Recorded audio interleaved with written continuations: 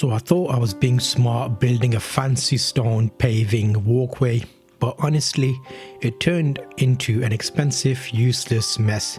In this episode, I'll show you what I replaced it with, two budget-friendly options, bark and straw, and I'll break down which one worked best and why. Spoiler, it's a lot simpler than you think. In today's video, I'm going to be talking about why I made a massive mistake putting bricks down in my walkways between my garden beds. In this episode, I'm going to explain what I did wrong, why I should change it, and the benefit I'm missing out by putting block paving between my garden walkways. Stay tuned, because hopefully you'll learn something from my mistake. As you can see in my first walkway here, I've got bricks block paving on the floor, and this is okay. I've got a little compost there, so ignore that. So here you can see the bark. Let's have a quick look at what's going on here. So you can see in the bark, I've got a nice thick layer down, and this is suppressing all the weeds, and it's actually the best so far.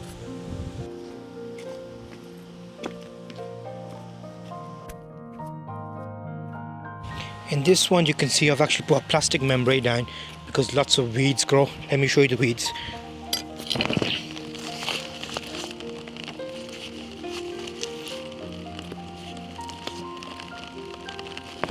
On top of the plastic I've actually put straw, and on the straw I've got paving blocks. This is just interim to see how it works. This is another option.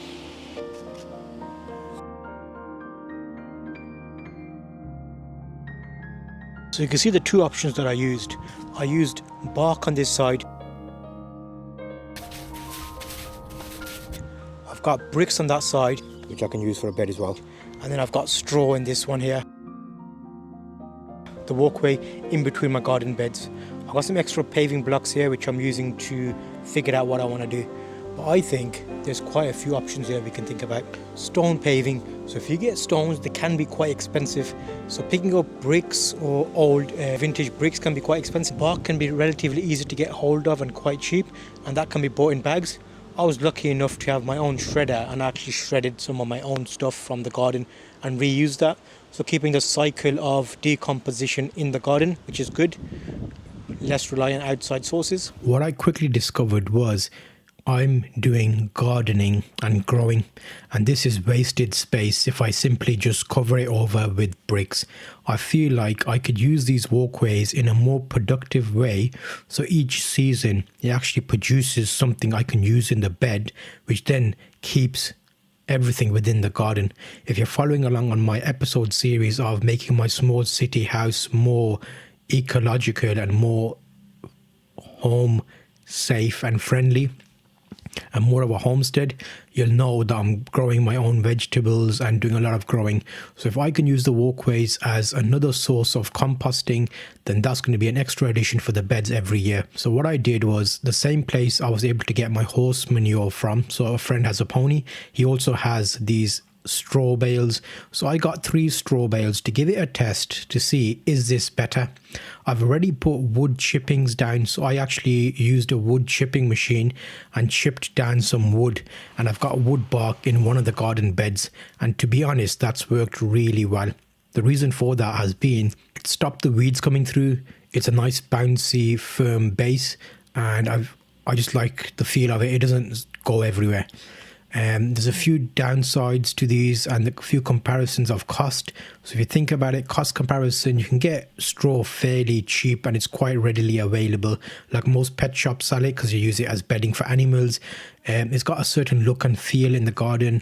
It's affordable, quick to lay down, and it's biodegradable. So it'll actually become like a type of compost that you can use in a few seasons or even a year. Common things, it's straw is messy, it doesn't last that long, it can blow around and it attracts pests, so keep that in mind. I did find that out when I put it down in the pathways. So if you're really super OCD about having your paths stay within your paths, it might not be the best option for you. So straw definitely flew around a little bit and I didn't mind it too much, but overall it didn't look as nice. So what I would say is, if you've got a bark cost comparison, I've got a cheaper I've got a wood chipper, so I was able to chip my own wood from the garden, which I would have had to get dispose of. So that was basically free, but I didn't have to pay for the chipper, which would last many years. Problems you run into is like maintenance, the look of it, the comfort, drainage. So I think underfoot it's nice and soft, it's easy to spread, it looks natural, and over a few years it'll stop weeds growing, and as it rots down you can kind of get it as compost, and you can refresh it and take it and put it in your bed as like a mulch, and then get some more every year if you're going to be cutting down trees or shrubs that you can use as mulching. So head-to-head comparison, those two are the alternatives I used. The bricks weren't very good. It's basically a solid walkway. It can be time consuming to lay out. It's not worth it. I don't think it's quite expensive to buy the blocks, and then you put the sand. If you do a proper job, I just laid them down to give it a test to see how it performs. So luckily you're saying this with me as like a test of what each of these is like. I tried two alternatives, which was the bark and the straw, and those were better. If I had to choose one, definitely bark is the best option. I'm still thinking about straw. I'm going to see how that looks. Head-to-head comparison. Which one looked better? To be honest, the bricks looked better because I had that vintage feel to them. Which one held up better over time? The bricks will hold over for multiple seasons. You'll be fine. But if you're looking for regular flowing of material through your garden beds and composting, straw and bark will do better.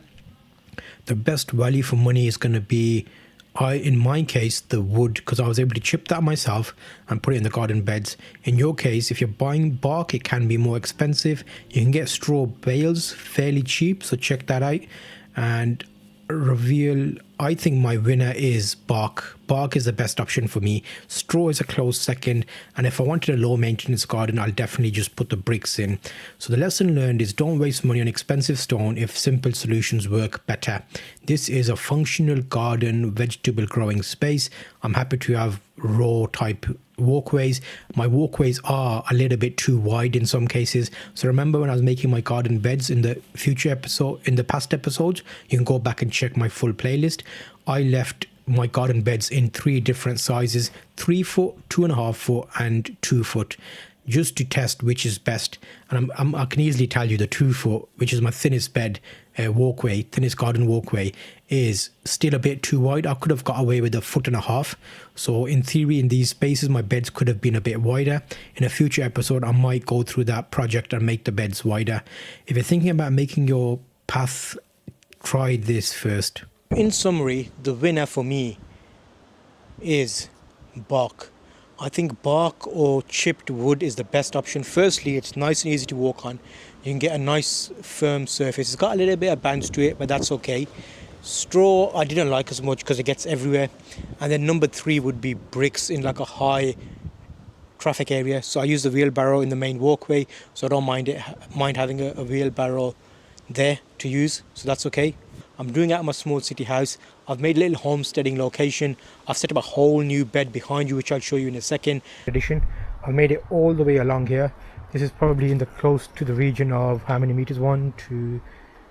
Easily 10 meters, and it's quite thick as well. So I've got extra compost here that I'm going to be putting into it, and that's going to be getting ready for next season. I've got an additional really large bed up here, and what I've done there is I've got a little bit extra space. I'm going to make it wider. Pumpkins coming along nicely here. My extra growing for next season. Watch out for the next video in this series. I'm planning to give you a full year's worth of seeds, planting, harvesting from this small area. How good was it? What did I get? Could I sustain myself off this? You'll find out in my next episode, so stay tuned for that. You'll see a next episode in the series here. I'll see you in that video.